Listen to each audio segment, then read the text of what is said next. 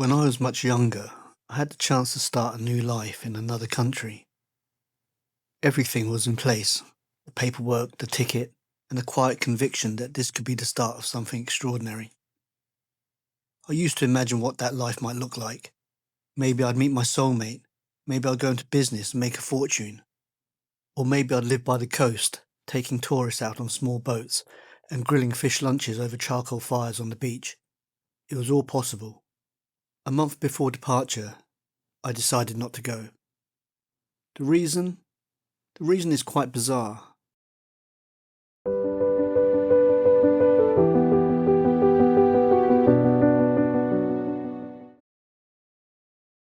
A set of cookware, pots and pans, 5 pieces to be precise. Heavy, cast iron, expensive. It's the sort of cookware that successful people would buy. I told myself I couldn't sell it having just bought it. I couldn't give it away, they were too expensive. I couldn't leave it behind for someone who wouldn't take care of it properly. It sounds ridiculous when I say it now, but at the time it felt reasonable. I'd worked hard for those pans. They were proof somehow that I'd started to build a life, started to become successful. So I turned my back on the new future and stayed. The pans were not the sole reason for staying, but I recall them playing a large part in my decision. They were a shorthand for my possessions in general, the things I worked hard to acquire and announce to the world that I was doing well in life. And time did what it always does. The days became years, the years became decades. I worked a job that paid the bills and nothing more, had a few friends, occasional relationships. Life shrank down to routine, just the slow business of existing. I chose this over a new life, or over 5 pieces of cookware. Stories like this might sound strange, trading a future for a few pieces of metal, but they also echo something deeper. Substitute cookware for any number of alternatives, and the story resonates with millions of people. We sacrifice our lives for the comfortable and familiar. One thinker spent his entire life asking questions about this kind of choice, about why we often cling to what confines us.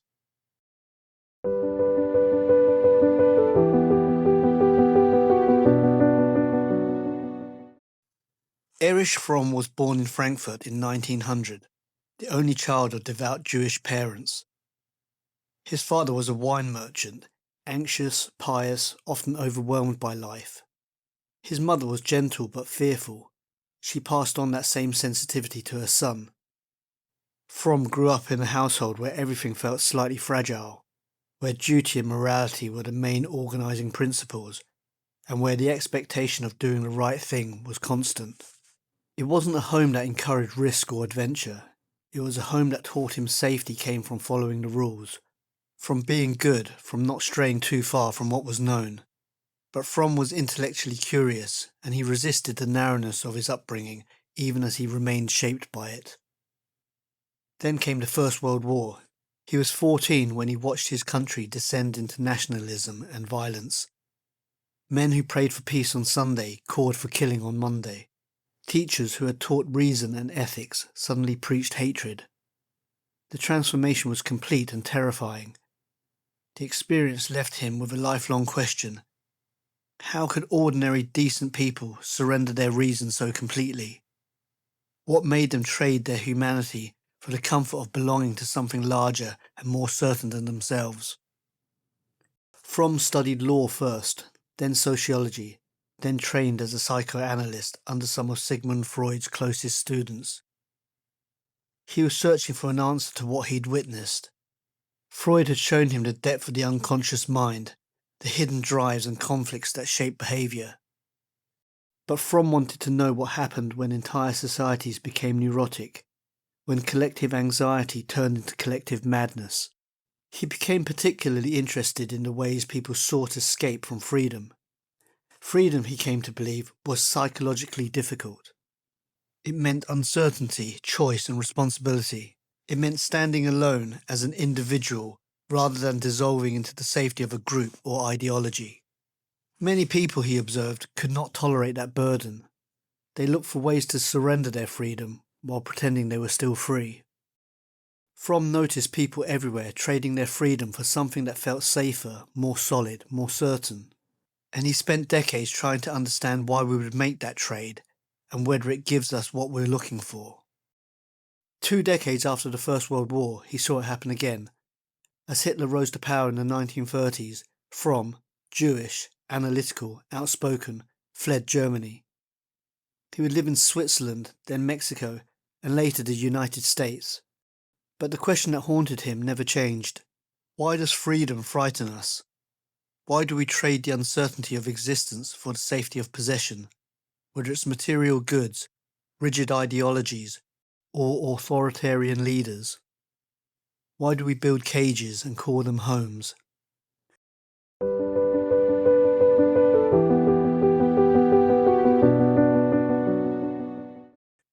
From all his observations of war, of fascism, of his patience, of modern life, Fromm developed what seemed like a central insight. He came to think that beneath all our modern busyness, the striving and collecting and endless proving, there might be a confusion about what it means to live. He called it the tension between having and being. The having mode, as Fromm described it, treats existence as something to hold, protect and display. We don't just own things, we own experiences, as if life itself were a balance sheet. The more we live this way, the more identity shrinks to what can be possessed. The self becomes an inventory, job, house, career, relationships. Each one can be potentially lost. The result is constant anxiety. The having mode promises security, but delivers the quiet fear of losing it.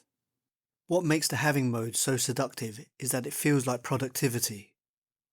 We're always doing something, building something, moving towards something. There's a clarity to it. Work hard, save money, get the promotion, buy the house. Each step feels like progress, like we're becoming successful. And our entire social world reinforces this. People ask about what you do, where you live, what you've achieved. They rarely ask who you're becoming or what you're learning to let go of. The having mode also offers a kind of safety from judgment. If we can point to our accomplishments, our possessions, our status, then we have proof of our worth. We can defend ourselves, we have evidence.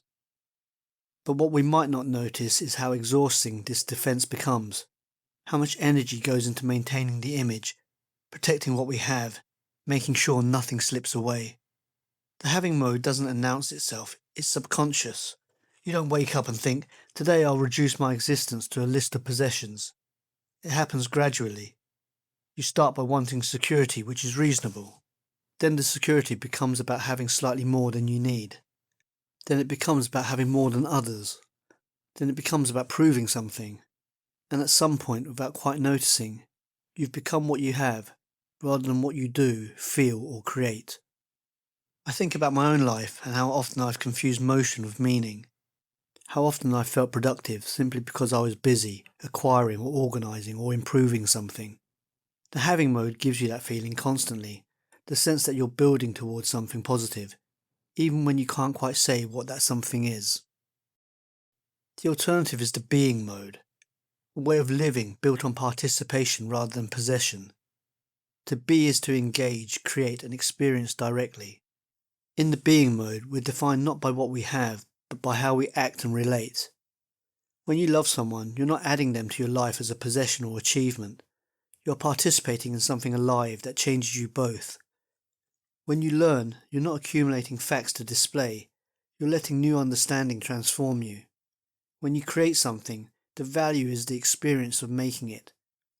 The switch to the being mode can be uncomfortable. Love can be lost, effort can be futile, our work can be rejected. You might fail. The being mode has no insurance policy. It simply asks that you show up fully to your own life. What does this actually look like? It's harder to describe than the having mode, because it's less about doing and more about how you're present to what you're doing. One turns experience into possession, the other lets experience be what it is. Or take a conversation. In the having mode, you might be thinking about what impression you're making, what the other person thinks of you, whether you're winning or losing some invisible contest. You're treating the conversation as something to get something from. In the being mode, you're actually listening, actually responding to what's happening between you and another person. You're not trying to own the moment or control it. You're being present in it. The shift sounds simple, but it goes against everything we're trained to do. Because just being offers no proof. You can't point to it later as evidence of your worth. It exists only in the moment, and then it's gone. Fromm believed that's what makes it difficult, and the only way to actually be alive. He was not suggesting we live without material security.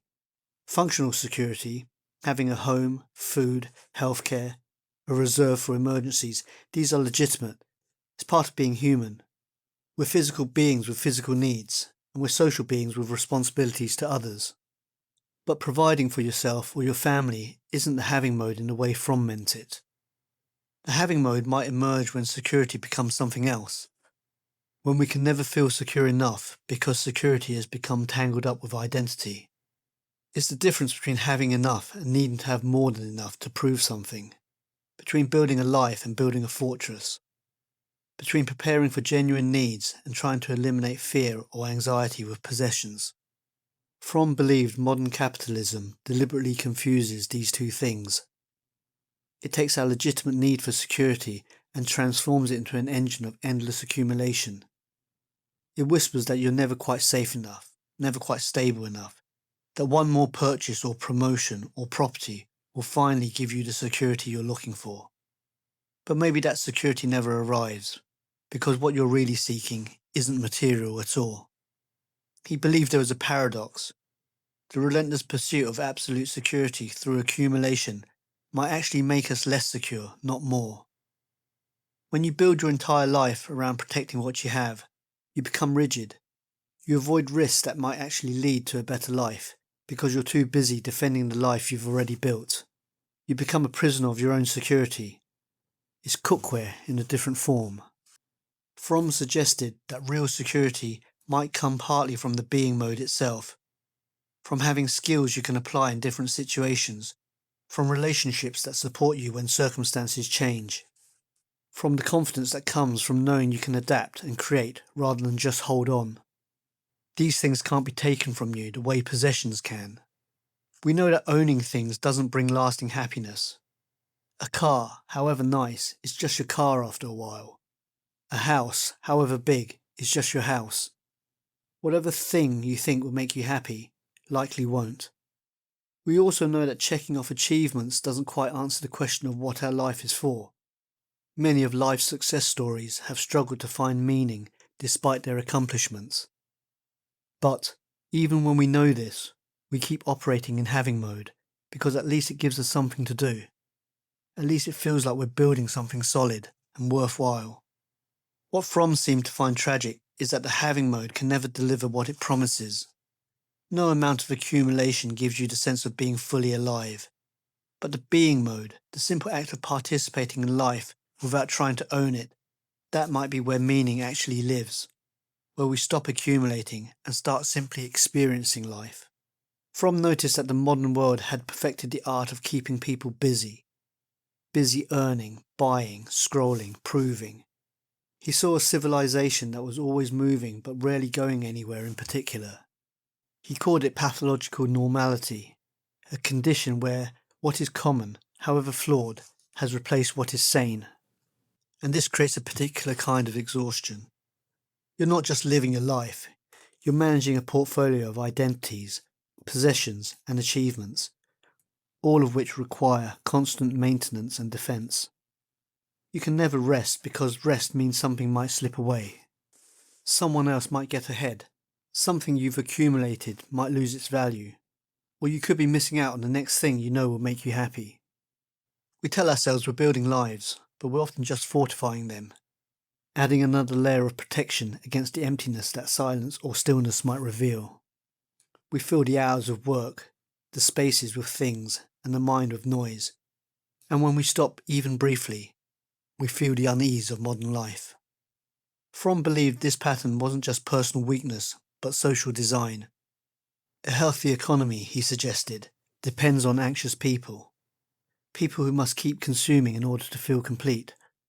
The system needs us to believe that we are what we have, because if we stop believing that, we might stop buying. We might start asking uncomfortable questions about what we're actually doing with our lives. The result seems to be a world where people mistake excitement for joy, comfort for peace, and attention for relationships. We've become so used to the substitutes that maybe we've forgotten what the real thing feels like. We think a life full of stimulation is a life fully lived, but stimulation and aliveness are not the same thing. One keeps you distracted, the other makes you feel present.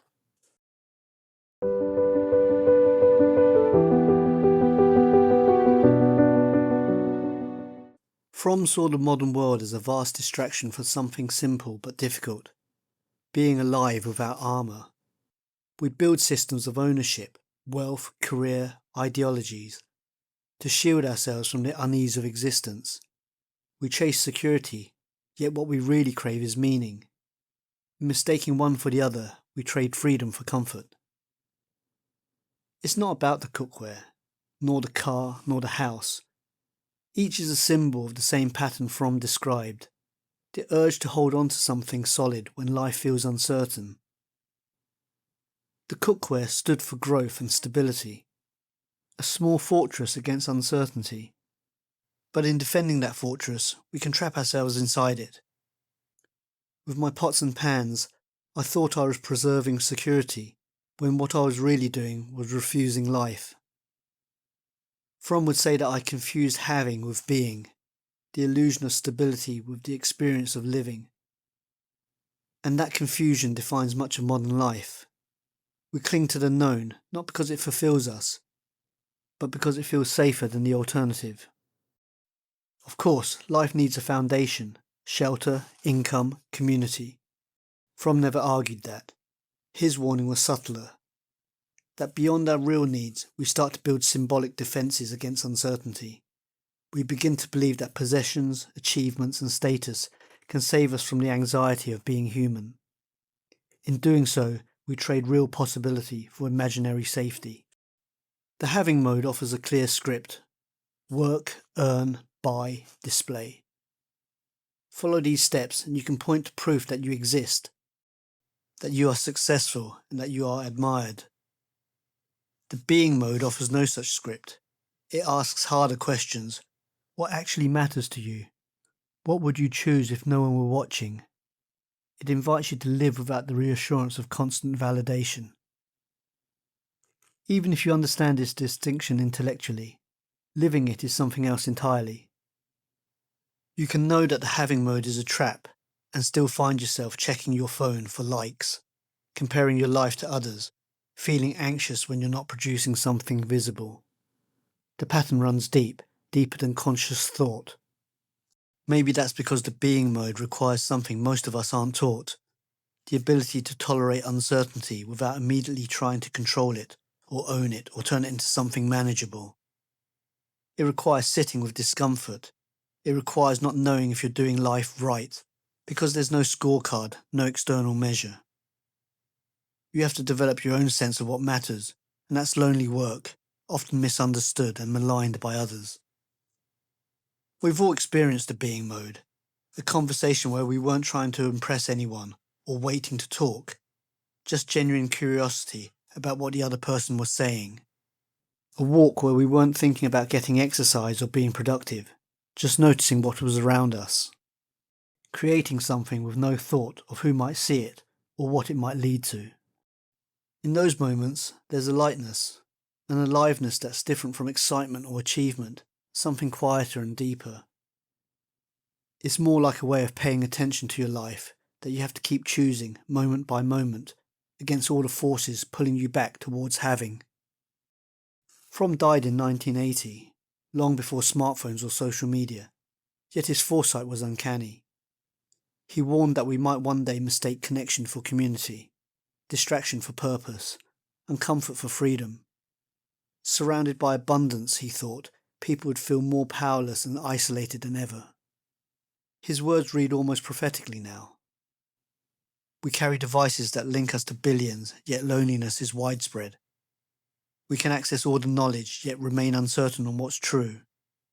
We document our lives constantly, yet struggle to remember what any of it felt like. We have everything, and somehow very little. Fromm would recognise this world. He might see how life itself has become a commodity, curated, displayed and measured. We collect experiences like items on a list. Travelled here, saw that, achieved this, without asking if the collecting makes us happier or merely busier. The logic of the market has seeped into our lives. If you're not producing, you're not valuable. If you're not visible, you don't exist. If you don't participate, you're not important.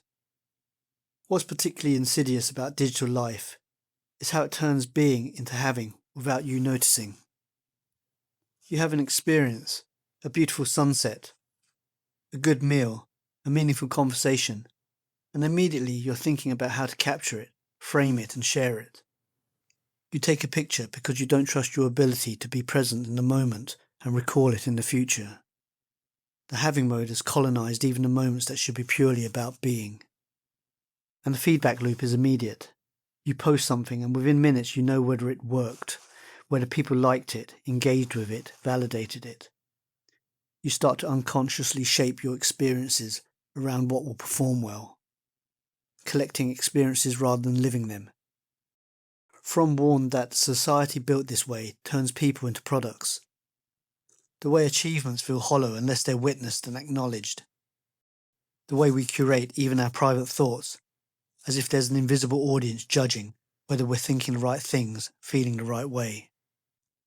Fromm believed that only in the being mode does life become real again. In that space, the aim isn't to acquire, but to awaken, to live as a conscious, creative being among others. You can own a house without letting it own you. You can have a career without becoming your job title or your salary. The way out, he thought, was a shift in awareness. You might be having a conversation without checking your phone, making something you will never show anyone, sitting with difficult emotions instead of buying something to make them go away. In a world that prizes distraction and accumulation, simply being present might be the most radical act of all. It sounds simple, but it goes against everything we're taught about how to be a person in the world.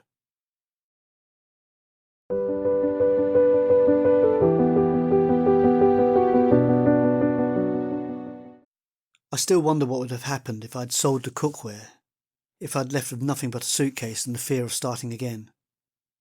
Maybe I would have found the life I had imagined, or maybe not. Fromm might say that the outcome matters less than the gesture, that every act of letting go is a return to being, a refusal to let fear disguise itself as reason, a quiet step towards freedom. The cookware, the car, the latest phone, they're symbols of the selves we think we're becoming and which we try to protect. They're shelters against chaos and uncertainty that over time can become prisons. What became of my precious pots and pans? I'm not even sure. How sad is that? What was so important to me that I turned my back on a new life is now nothing at all. I paid such a high price for such a small thing. But it is not a cautionary tale or a call to sell everything you own and move abroad. That would miss the point entirely. Fromm would say that the lesson is simpler, to learn to live without guarantees, without proof, without the comfort of things to hold on to. The cookware is long gone, but its question remains. Each day still offers the same choice, to have or to be.